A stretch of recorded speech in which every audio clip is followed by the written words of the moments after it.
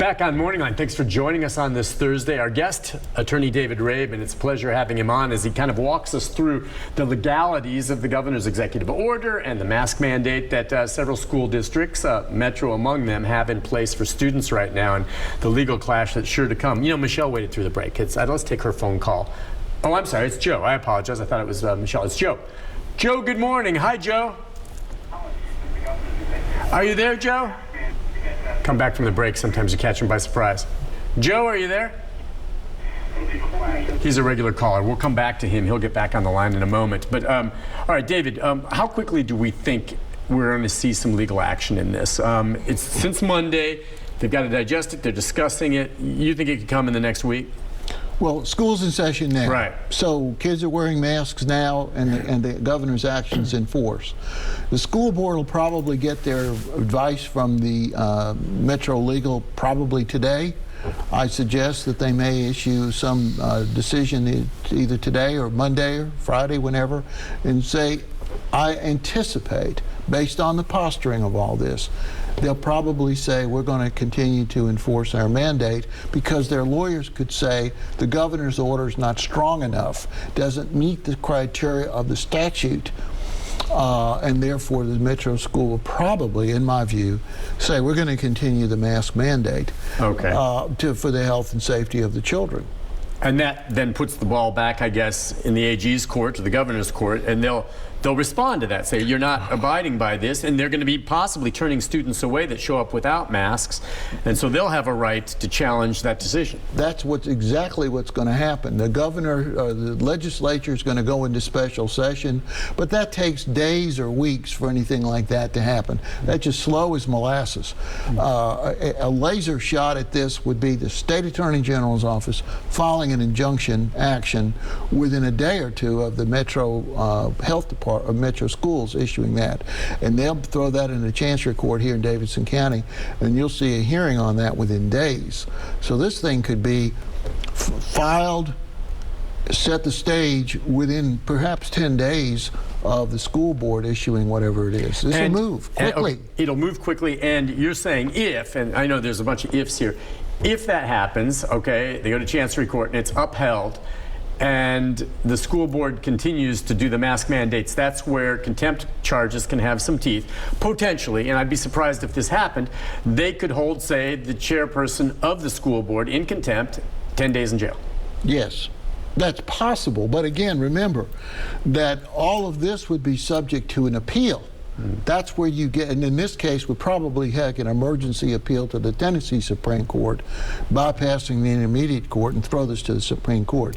No chancellor is going to throw a school board member in jail, because then the school board member would appeal it to the state Supreme Court until you had a final decision there. But even that would go very, very quickly. These election laws, for example, when we litigated all of that, those things were resolved within a matter of weeks.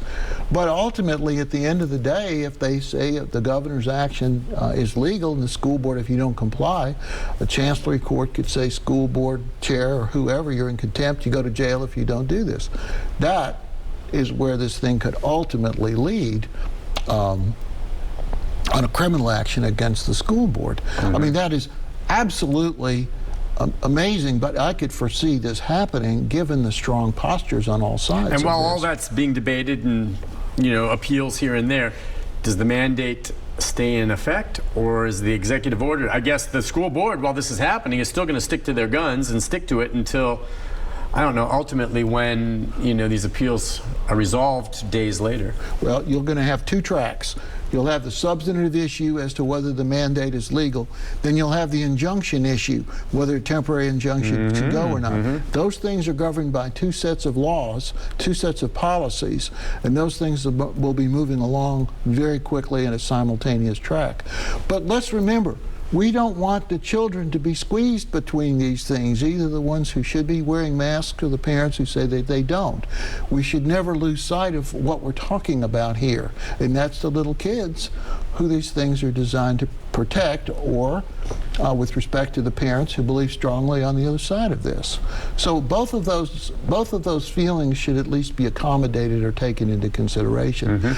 Ultimately, Nick, what this is a a health issue that has turned into a political free-for-all. That's really what this is. Let's just call it the way it is. It is just amazing that you have the politics interfere with legitimate health-related decisions, where you have the lady from the health board who gets fired because she's trying to suggest that children should get vaccines and that sort of thing, and she gets booted out in the street without a howdy-do. That, you know, these things should be discussed. You shouldn't take preemptive actions like this where you're dealing with the health and safety of kids. Let's take a call from Mac. Mac, good morning. Hello, Mac.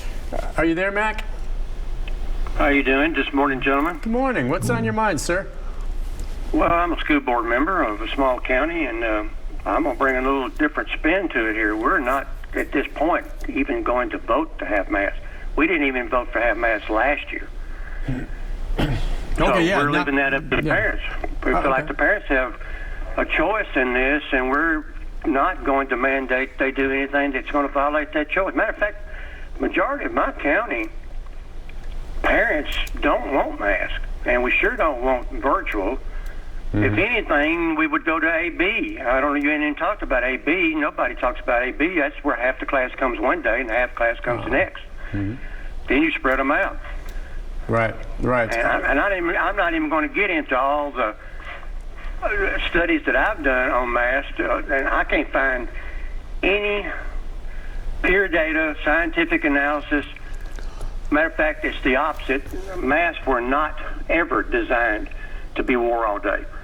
Even surgeons have a problem wearing masks. They're in a closed environment, fresh air brought in, but they have been told by their peer groups that you have to watch your oxygen levels, and they have had decreased oxygen levels during the day on a long surgical experiment, a procedure that is dangerous to the surgeon because they can make a mistake with lack of oxygen. So I'm not going to vote for masks. The rest of my school board members may do that, and that's their prerogative. But I can tell you right now, as canvassing our board, they will not mandate masks in our school system. And I think somebody needs to take a whole hard look at really. Nobody even talks about the eyes. The biggest thing you have on your head that transmits viruses, it's already been proven, is the eyes. So what we go now? Now is it going to be goggles for everybody in school? Masks, shields, fresh air systems will have to be put in the school system to keep it circulated better. I mean, where is this going to go, and where is this going to end? Okay. Appreciate your call, and I don't want to get into the debate of some of the science. I think there are those who would not agree with a lot of what he said in terms of what's proven and what's not, but he's absolutely correct. There are many school districts in this state that are not mandating masks for the very reasons there that I think he's saying. So that's the other side of the coin with some of the districts. They're not all like Metro. Well, I appreciate his feelings, and he has, in many respects, a lot of people support what he's saying. There is some science that may suggest this one way or the other. But remember, you're talking about Metro schools where you're having far greater number of kids in close proximity of each other, huge numbers of children on buses and that sort of thing. Maybe in the counties it may be a little different. But at the end of the day, somebody has to make a decision about this. I mean, this COVID thing is a horrible situation. It has to end. But the problem we have now is this new variant. Okay, we all thought, why is this even an issue today? It's because of the new variant that's come out. People are dying. The hospitals are filled to capacity all across the country, and particularly in Nashville. We have lost sight of this fact that they're treating people in the basements now. People are dying of this all over with this variant. This is a serious situation.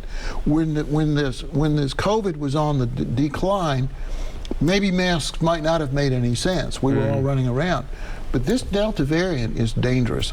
And many, many people, when you've got somebody like Garth Brooks, who cancels his concerts, all of them, because all of a sudden he said, I don't want to put my fans at risk, he's making a business decision. He's also making a health decision.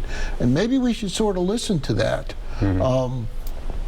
I feel, that people have rights, children have rights, parents have rights, and school board. But this thing has to be resolved and has to go to be resolved in a court. I'd love to participate in litigation on this in some fashion.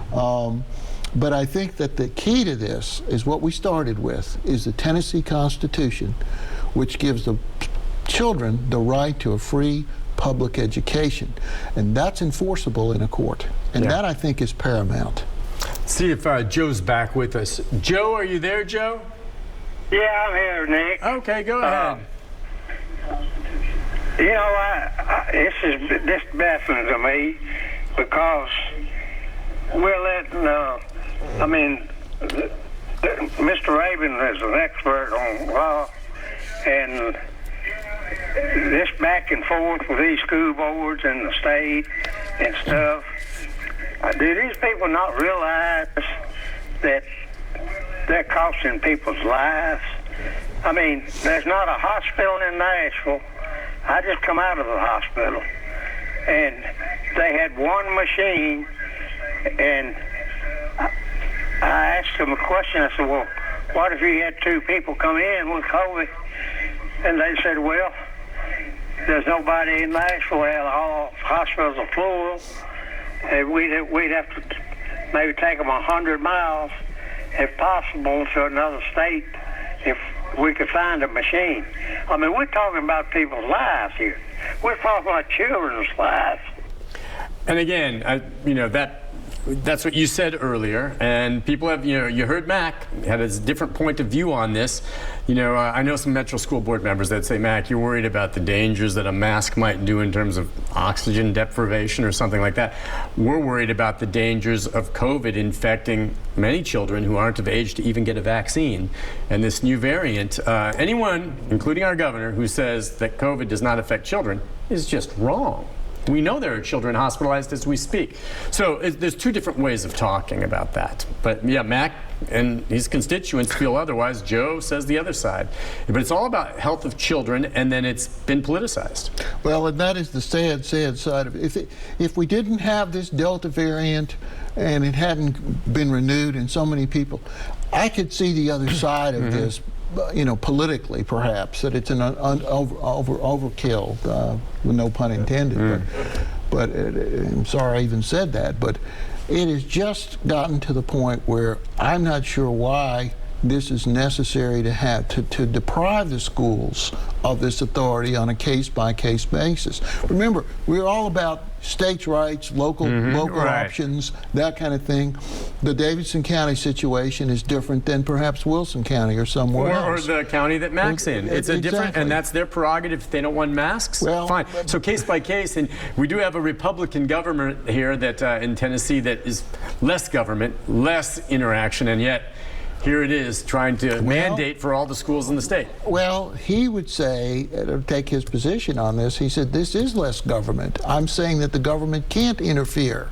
Okay, meaning the school board. The school board okay, you're can't right. interfere. It's all perspective. That's what he would say. It is perspective, because there is a lot of people who feel like this gentleman did, who say we didn't do this.